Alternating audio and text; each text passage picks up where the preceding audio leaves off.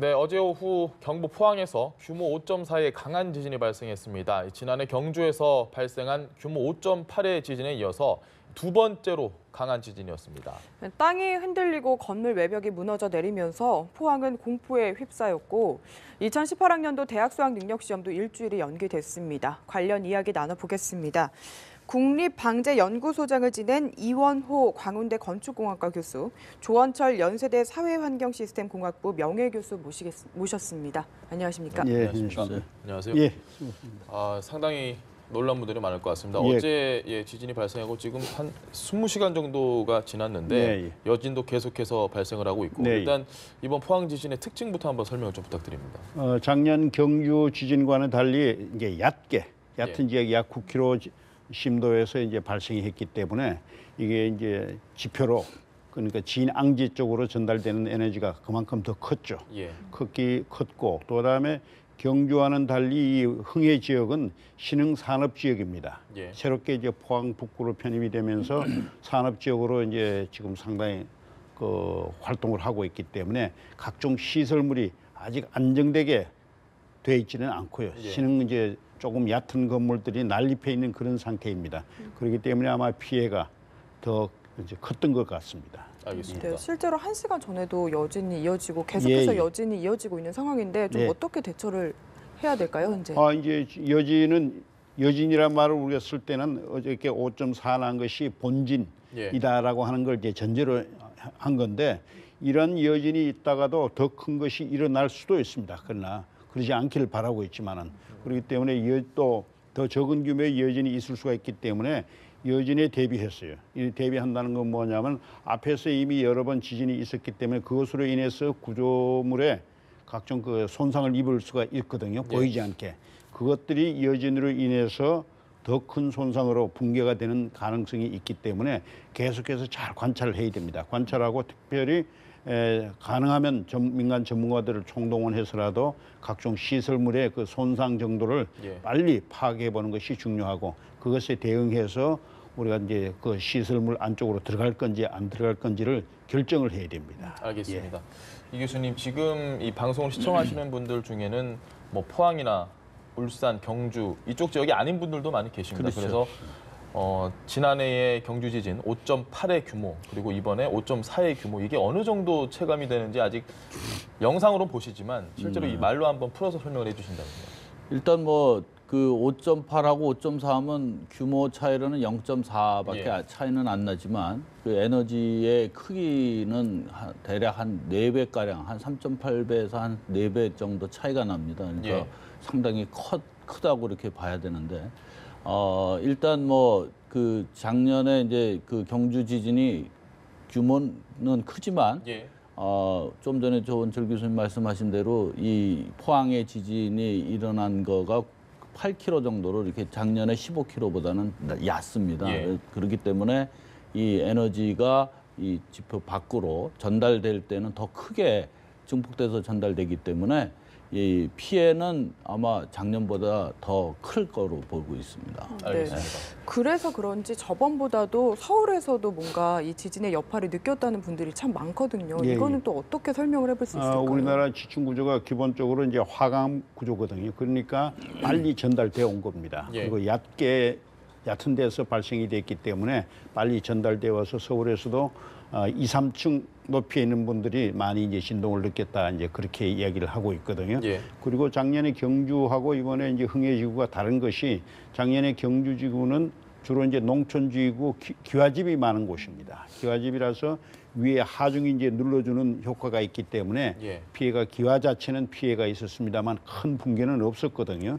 그러나 이번에 이제 포항 북구의 이제 흥해 쪽은 신흥시 이제 산업지구가 되다 보니까 빨리 뭔가 해서 2, 3층짜리 그 조금 불안한 건물들 요즘 내진 많이 그럽니다만은 그 내진을 적용하지 않은 불안한 건물들이 최근에 많이 지어졌거든요. 그래서 아마 피해가 더 많이 발생돼 그리고 밀집이 돼 있어요. 인구와 시설이 밀집이 돼 있기 때문에 피해 규모가 더 클 것으로 그렇게 판단이 됩니다. 조 교수님 지금 새벽 6시 기준으로 이 인명피해를 저희가 조사를 해보니까 정부에서 발표한 게 57명입니다. 물론 사망자는 아니고 이제 다 부상이고 부상의 어떤 경미함, 심함 정도는 좀 다르긴 한데 어제 뉴스가 처음 나올 때만 해도 저 정도면 안타까운 일이 생길 수도 있겠다라고 예. 상당히 우려를 많이 했는데 예. 이 정도 피해면은 글쎄요 좀 다행이라고 봐야 될까요? 이게 이제 다행이죠, 그나마. 예. 왜냐하면 아까 말씀드린 대로 흥해 지구가 큰 고층 건물이 별로 없고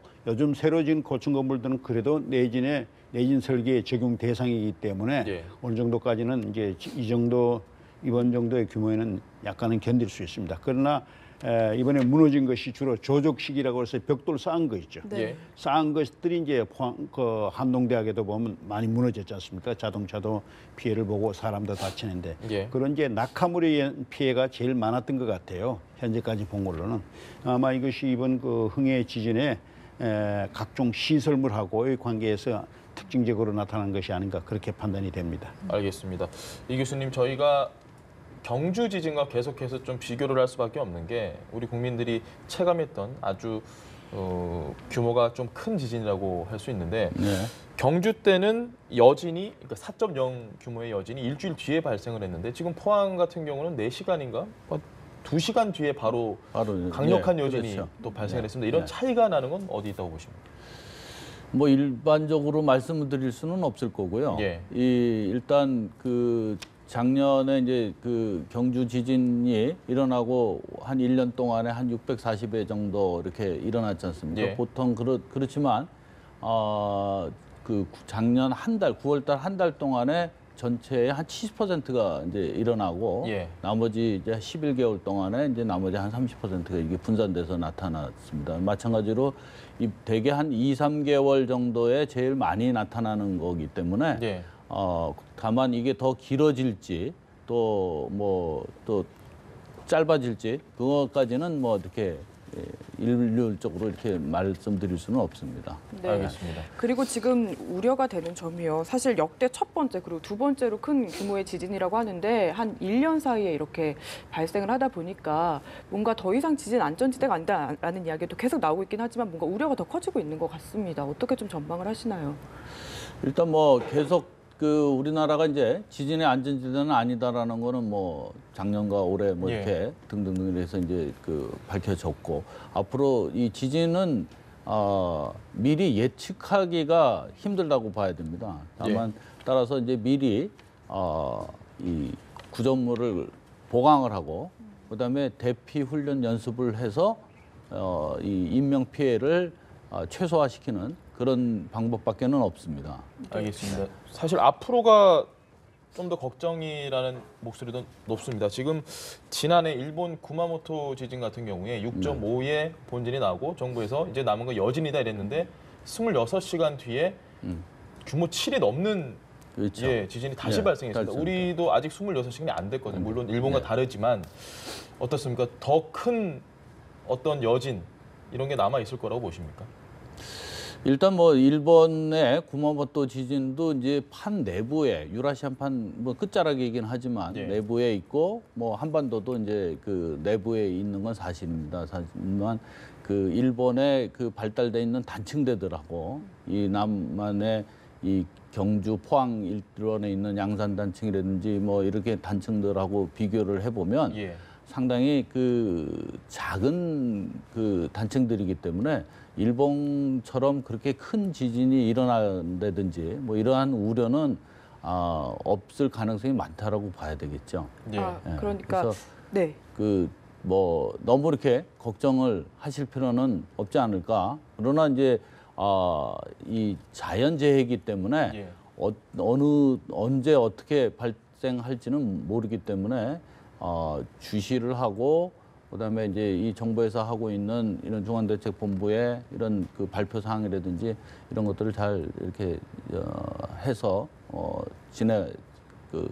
해야 될 겁니다. 준비를 해야 네, 되겠네요. 네. 알겠습니다. 지금 말씀하신 부분 중에 양산 단층이라고 나왔는데 이게 네. 작년 경주도 양산 단층이고 지금 포항도 아마 그럴 것이다라고 추측을 네. 하고 있거든요. 이게 무슨 내용인지 뭔가 많이 들었지만 정확히는 잘 모르실 것 같아서 설명 좀 부탁드립니다. 일단 뭐 이 그 경상남도부터 이렇게 포항 경주 쪽으로 이렇게 올라가는 단층이 이제 양산 단층이라고 있고요. 예. 그다음에 지금은 아마 이 포항은 그 양산 단층의 지류인 장사 단층이라고 이렇게 있습니다. 그래서 예. 그쪽에 단층일 가능성이 높다라고 어제 이제 기상청에서도 발표했고 아마 더 좀 조사를 좀 해봐야 될 겁니다. 그리고 아직까지 이제 기상청에서 그 지진파에 대한 거를 이제 보통은 이제 그 기상청 홈페이지에 이제 올려놓고 예. 하는데 아직까지는 안 올라왔고 그래서 아직 그 지진파의 파형을 이제 분석을 좀 해봐야 될 겁니다. 그래서 작년 같은 경우는 이제 그 13.77 헤르츠 정도의 상당히 고주파였는데 예. 뭐 이번도 상당히 그 더 이 그 파형은 이제 어떻게 될 건지 또는 이제 지속 시간도 작년보다는 좀 더 길 거로 이제 추측은 하고 있습니다만 뭐 그런 것도 이제 분석을 해 보면 봐야 될 거라고 봅니다. 알겠습니다. 일각에서는 이 진앙지에서 약 2km 정도 떨어진 네. 그 포항 지열발전소 시추 작업을 한 것이 어떤 지진의 원인을 촉발시킨 것이 아니냐라는 그런 설도 있습니다. 이에 대해서는 가능성이 있다고 보십니까? 뭐 일반적으로 뭐 가능성은 뭐 있을 수는 있을 겁니다. 예. 그래서 그러나 뭐 그 일단 앞으로 그 어떻게 전개될 거가 하고 하는 거는 그 뭐라 그럴까요? 그 하나의 트리거는 가능성은 있지만 예. 그게 뭐 계속해서 이제 일어나거나 그럴 가능성은 없을 겁니다. 네. 알겠습니다. 이 지진 얘기에 이어서 좀 정부의 대응에 대해서도 예. 이야기를 해보자면은 좀 수능 전날 이 지진이 발생을 했거든요. 많이 당황들 하셨을 것 같고 정부에서 전격적으로 좀 수능 연기를 지시를 했습니다. 이에 대해서는 좀 어떻게 보고 계셨나요?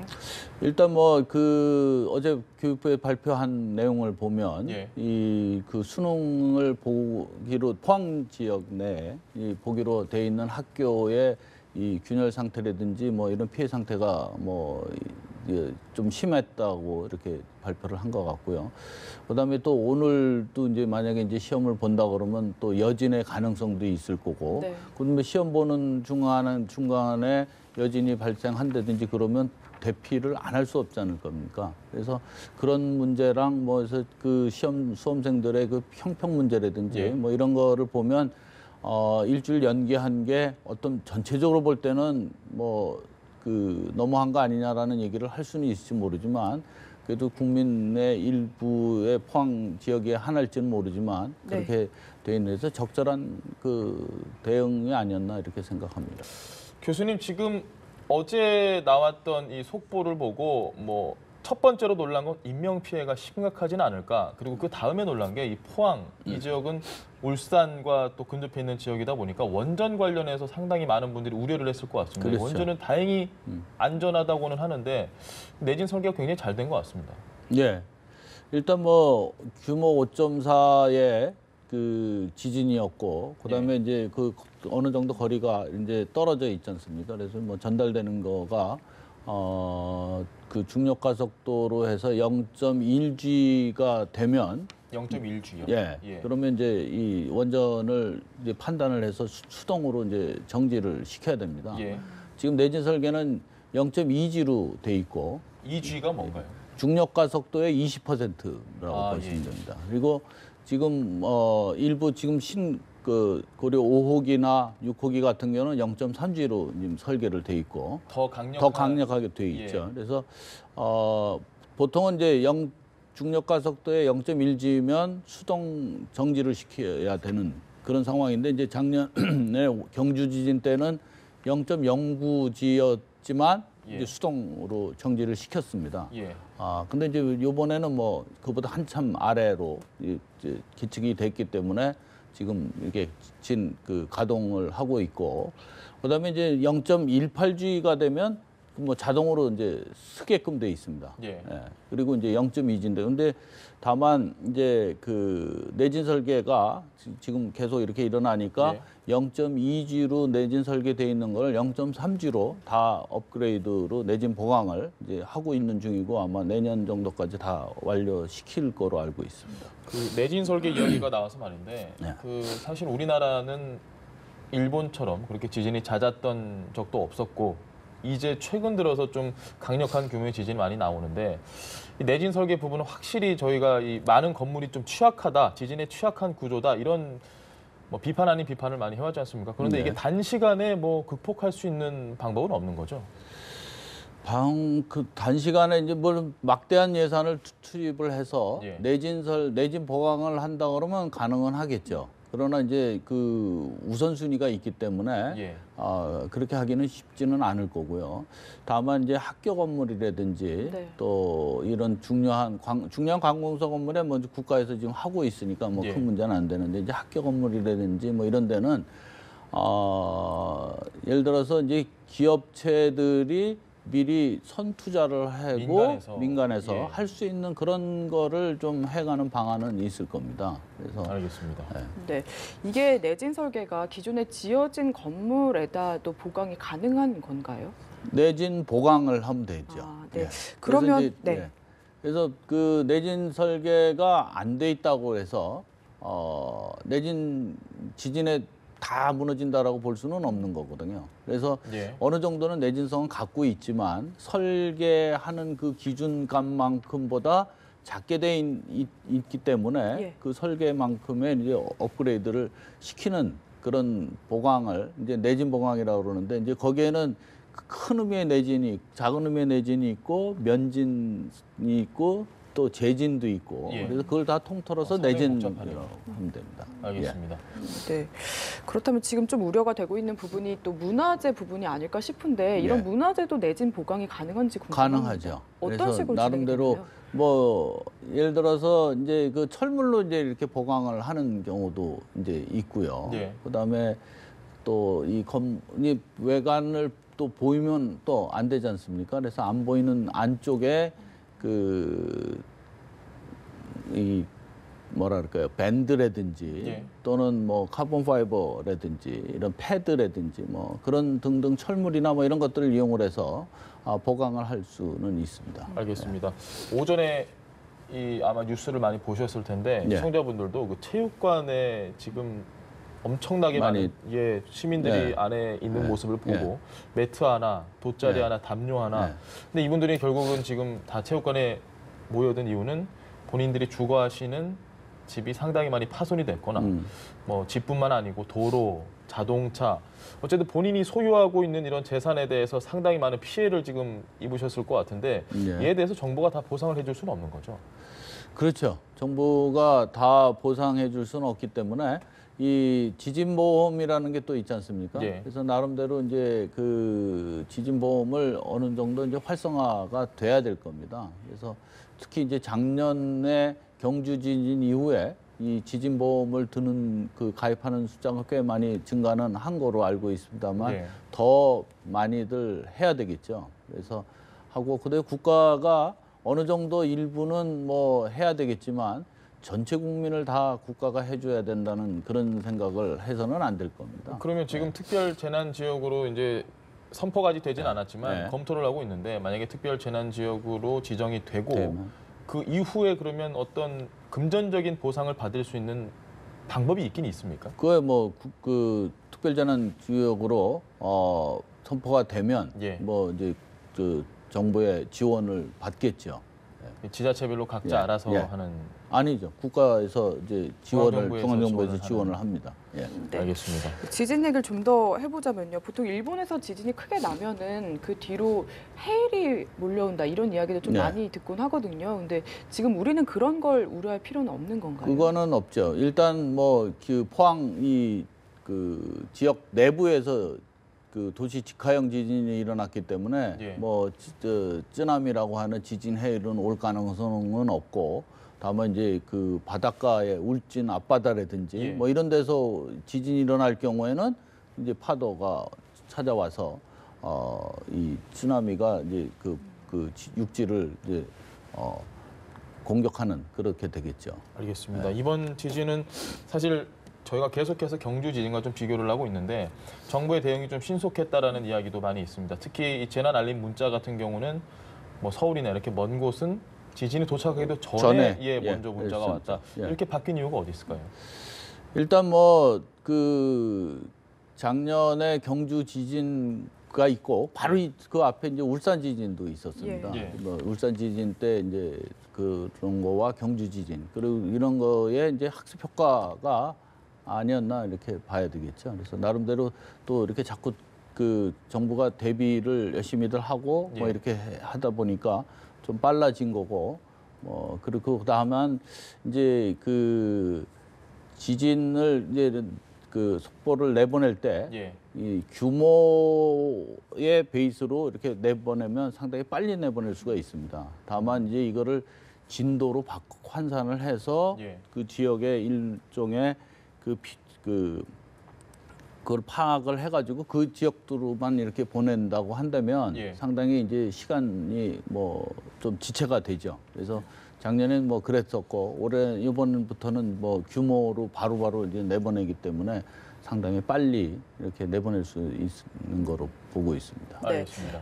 이 대처가 좀 발빠라진 점은 네. 칭찬할 만한데 네. 지금 많은 분들이 이야기하시는 게 우리나라가 좀 전반적인 지질 조사 자체가 전무한 상태다. 뭐 네. 그래서 단층 지도를 만들어야 한다 이런 이야기들 나오고 있는데 여기에 대한 교수님 생각 그거는 어떠신가요? 뭐 필요합니다. 필요하고 뭐 그래서 지금 뭐 작년에 경주 지진 이후에 지진 종합 대책으로 올해부터 지금 거기서 그런 연구가 발주가 나가서 하고 있는 걸로 알고 있고요. 그래서 뭐 그거는 계속해서 아마 어느 기간 동안에 이 하는 거를 할 거기 때문에 조금 시간을 좀 기다려야 되지 않나 싶고요. 또 한편으로는 이제 해양도 또 해야 될 겁니다. 그래서 네. 지금 정부에서 발표한 것처럼 이 피해 규모는 계속해서 더 커질 것이다 이런 이야기를 했는데 교수님 지금 어찌 됐건 앞으로 또 여진이 발생을 할 것이고 또 더 큰 본진이 나올 수도 있는 것이고 언제가 될지는 그렇죠. 모르겠지만 그럼 우리가 어느 정도 지금 상당히 준비를 많이 해야 될 것 같습니다. 뭐 단순히 내진 설계만 잘한다는 걸 뛰어넘어서 어떤 준비를 좀 해야 된다고 보십니까? 해일 문제도 있고요. 어떻게 보십니까? 일단 뭐 쓰나미라고 하는 해일 문제부터 한번 말씀을 드려보면 예. 이제 우리나라에서 이제 과거 17세기의 조선시대 때 이 양양 앞바다에서 이렇게 지진이 일어나서 해일이 이렇게 들어왔다라는 기록은 있습니다. 예. 근데 이제 그 이후 그 외에는 뭐 우리 그 1983년에 일본에서 지진이 일어나서 그게 이제 파도가 이렇게 타고 와가지고 예. 이 삼척의 임원항에 이 사망자, 실종자 뭐 이렇게 피해가 있었고요. 예. 또 그 뒤에 10년 뒤에 또 이렇게 지진이 일어나서 이제 있었지만 그때는 일본에서도 이제 지진 피해, 지진이 일어나서 쓰나미가 발생했다라는 예. 해서 한국으로 간다라는 그런 정보도 이제 입수를 했고. 예. 뭐 그래서 이제 대피 준비를 해서 뭐 피해는 없었습니다. 그래서 우리나라가 지금 이제 일본의 이제 노도반도부터 이 홋카이도까지에 그래서 지진이 일어나면 그 쓰나미가 발생할 가능성이 있습니다. 예. 노도반도 밑으로는 이제 지진 이제 쓰나미가 생기려면 일단 일본에서 그 발생하는 지진의 규모로 6.3 이상이어야 되고요. 예, 예. 그다음에 이 진원의 깊이가 70km 이하여야 됩니다. 예. 그리고 역단층에 의해서 이제 발생해야 될 거고 예. 그런 세 가지 조건이 만족을 조건이 하면 많네요. 네. 이제 쓰나미가 생겨서 한국으로 옵니다. 오기 때문에 그래서 노도반도부터 저쪽 그 홋카이도까지 예. 지역을 11개로 그 발생 가능성 지역을 11개로 이제 상정을 했고요. 그리고 규모가 7.5, 8.0, 8.5, 9.0 정도로 네 가지가 일어나면 예. 그러니까 총 44개가 지진이 일어나면 쓰나미가 어떻게 해서 얼마만큼의 예. 얼마나 시간 후에 이 동해안에 도착하는가를 우리나라가 다 시뮬레이션을 했습니다. 해놓고 그거에 맞춰서 예를 들어서 이 동해안 쪽에 있는 원전에 이 방파제랑 뭐 이 해서 네. 다 했기 때문에 우리는 10m 이상까지는 예. 안전하게끔 이 원전도 다 대비를 해놓은 상태가 되겠습니다. 알겠습니다. 네, 지금까지 이원호 광운대 건축공학과 교수와 함께 지진 관련 이야기 나눠봤습니다. 오늘 말씀 잘 들었습니다. 예. 고맙습니다.